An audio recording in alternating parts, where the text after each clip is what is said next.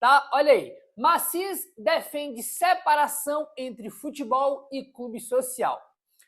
O encontro com veículos da mídia segmentada, o presidente Maciz apresentou suas ideias para o futuro administrativo do São Paulo e deixou clara a sua posição sobre dois temas que geram debates entre torcedores: a separação entre o futebol e o clube social, além da possibilidade de transformar o São Paulo em uma sociedade anônima do futebol, a famosa SAF, né? A famosa SAF aí. Questionado sobre uma divisão entre o departamento de futebol e o clube social, o Maciz foi categórico e declarou ser favorável à medida. Para ele, a separação representa um passo importante para a profissionalização da gestão, permitindo que o futebol tenha uma administração mais eficiente e focada em resultados, sem interferência da estrutura social do clube. Tá? Ele participou aí, né, de um encontro, né, com veículos aí, da mídia segmentada, né, de canais de São Paulo, e ele falou ser favorável, né, à separação aí do futebol com o social, que é algo que, irmão, acho que eu não conheço ninguém que não seja favorável a isso, né, cara? Tem que ser aí separado isso aí para ontem, e ele é favorável a essa mudança que precisa, né, cara? O São Paulo necessita dessa mudança aí, tá bom? Apesar de defender mudanças na gestão, o Maciz descartou, tá, a adoção de uma SAF nesse momento. Ele falou o seguinte, abre aspas: possibilidade de SAF não existe. Investidor de fora não existe. É continuar como estamos e tentar melhorar, pois não temos títulos que temos que fazer o que está ao nosso alcance. Não temos título, temos que fazer o que está no nosso alcance. Foi o que o Maciz falou. Então ele falou que é favorável à separação do futebol e o social, mas possibilidade de SAF não existe, né? Foi o contrário aí a essa possibilidade de SAF. Inclusive, a gente viu muito aí nos últimos tempos essa guerra política aí entre Maciz e Outton Aires, muito por conta disso, porque o Outton Aires é um cara que ele defende a SAF, né?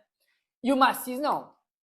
Então, essa guerra política tem muito de ideias diferentes aí para o São Paulo. O Maciz não quer SAF, enquanto o Outton defende uma SAF.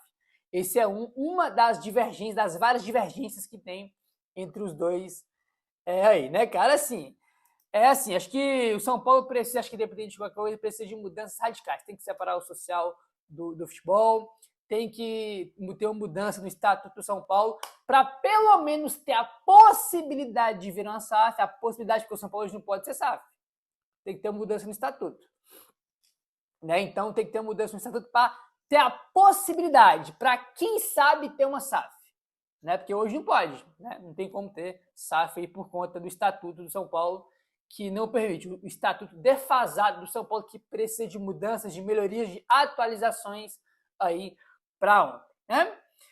Outro detalhe que ele comentou aqui, rapaz, outro tema, na verdade, sobre grama sintética, que é um assunto aí que cada vez maior no futebol brasileiro nos últimos anos, né? Maciz afirma que o Morumbi nunca adotará grama sintética. O presidente do São Paulo, Maciz, foi categórico ao falar sobre uma possível mudança no gramado do Morumbi.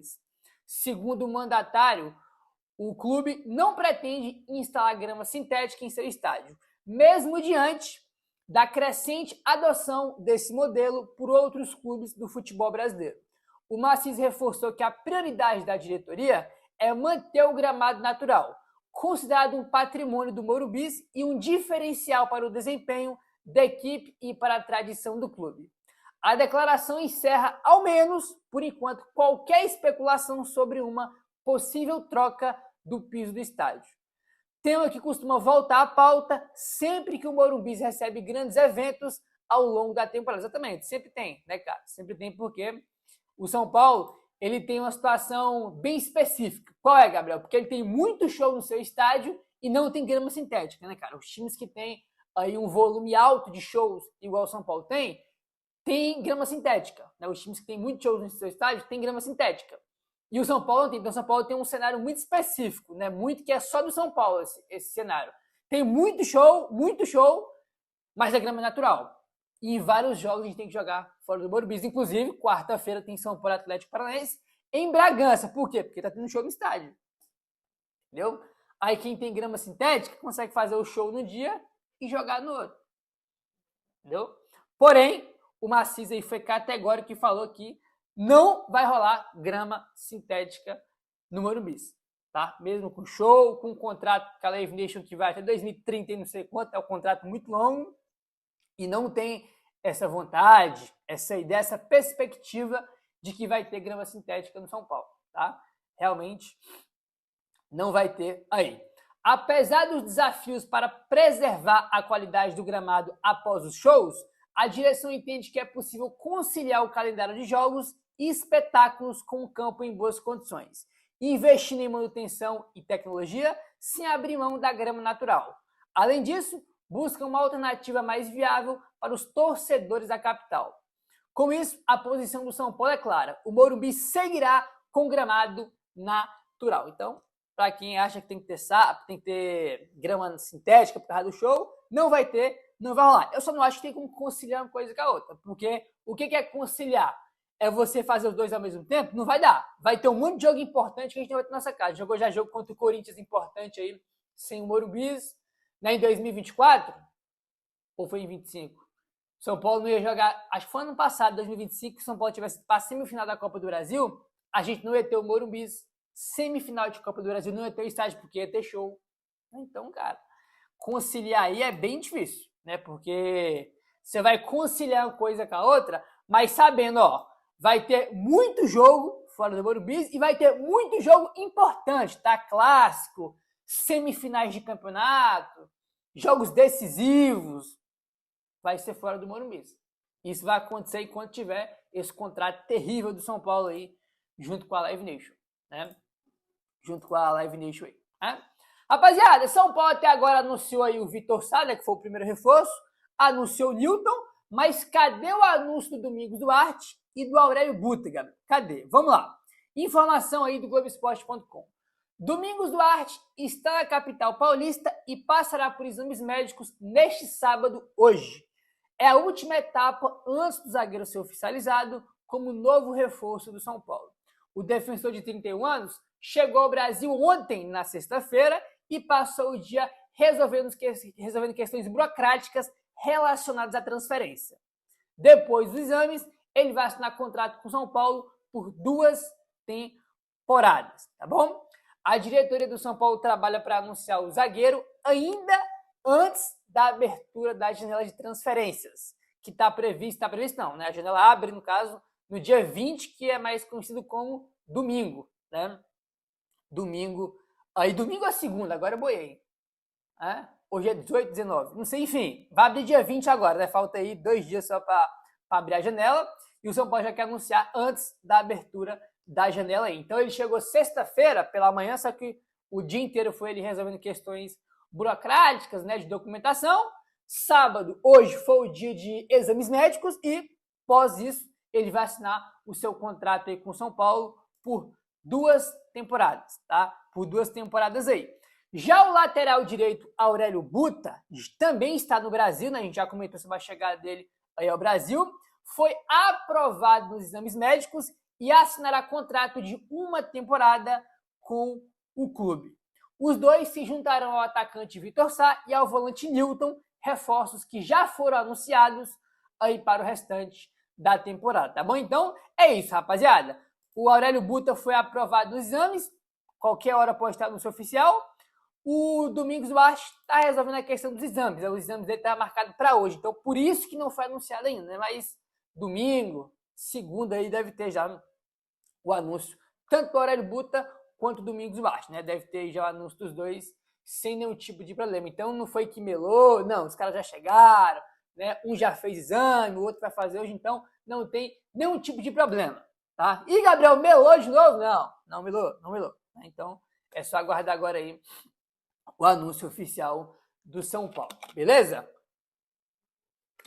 Vamos seguindo aqui agora e bora falar aí sobre Tapia. O Tapia, como todo mundo sabe, tá aí sendo negociado com o Columbus, né, que é um time aí dos Estados Unidos. E o que acontece? O negócio não foi fechado ainda porque o São Paulo está tentando aumentar o valor da opção de compra, né? O Columbus ofereceu $1,5 milhão, né? O São Paulo quer aumentar essa opção de compra. Seria um empréstimo com opção de compra e o São Paulo quer aumentar o valor dessa opção de compra, tá? Só que, segundo o UOL, o Tapia quer sair do São Paulo. Isso mesmo. Segundo o UOL, Gonzalo Tapia gostaria de deixar o São Paulo. O atacante tem um acordo perto aí, né, com o Columbus e tem um desejo de se mudar para os Estados Unidos. Enquanto isso, o São Paulo está aí negociando e pedindo aí uma compensação financeira maior para liberar o jogador chileno. Ainda não houve um acordo com a franquia da MLS. Então, ele quer sair, tá? O Tapia quer se mudar para os Estados Unidos e quer deixar o São Paulo, quer ir jogar no Columbus, né? Que é o time aí da MLS que está em negociações nesse momento com o São Paulo. Né? A tendência é que o negócio saia, porém não está fechado. O São Paulo está tentando aumentar essa opção de compra aí do contrato do Gonzalo Tapia. Segundo informações, ele perdeu espaço, né? Porque o Rian Francisco aí voltou bem, está treinando bem. O Gustavo Santana, o Dorival está gostando muito do Gustavo Santana, está jogando, ganhando espaço nos jogos treinos, fazendo gols nos jogos treinos do São Paulo. Então, o Gustavo Santana está ganhando espaço, enquanto o Tapia perdeu espaço. Então, ele não ia jogar muito com o Dorival, provavelmente, né? Porque ele estava perdendo espaço aí e quer sair. Quer sair, agora é aguardar ter o desfecho final dessa negociação. Só que, Gonzalo Tapia, você pode ter certeza, meu filho, que o desejo é recíproco, tá? Você quer deixar o São Paulo? Legal. Só que todo torcedor do São Paulo também tem um desejo que você saia. Então, é algo recíproco. Olha que legal. Algo recíproco, né? Porque você é um jogador bem fraco, bem ruim mesmo, né? E acrescenta muito pouco ao São Paulo. Tem vontade, tem raça, isso aí ninguém pode falar que não tem. Porém, só isso é muito pouco, né? Ter só raça, só vontade é muito pouco aí e não dá para ter um jogador só por conta disso, né, gente? Realmente não tem condição de ter um jogador só por conta disso aí, né? Complicado, né, cara? Complicado. Agora tem que torcer para ter esse desfecho final aí pro São Paulo se livrar do Gonzalo Tapia, né? Trouxe o Tapia veio pro São Paulo em junho de 2025, né? Aí veio por empréstimo, São Paulo depois comprou ele, né, naquele acordo que veio o Tapia e Enzo Dias pelo Galopo. Né? O cara tem um ano que o cara veio pro São Paulo e o São Paulo já vai se desfazer. Pra você ver como é que o planejamento do São Paulo é bom, como tem convicção, né? Pô, buscamos um cara ano passado, tem um ano que ele tá aqui, né, veio por empréstimo, já negociamos a compra pelo Galopo, né, troca, e já vamos vender ele. Pra você ver como é que é as coisas aí no São Paulo, né? Enfim, bora falar aí sobre o Ferrarese, rapaziada, que tá aí no Botafogo. Bora lá falar sobre essa situação aí?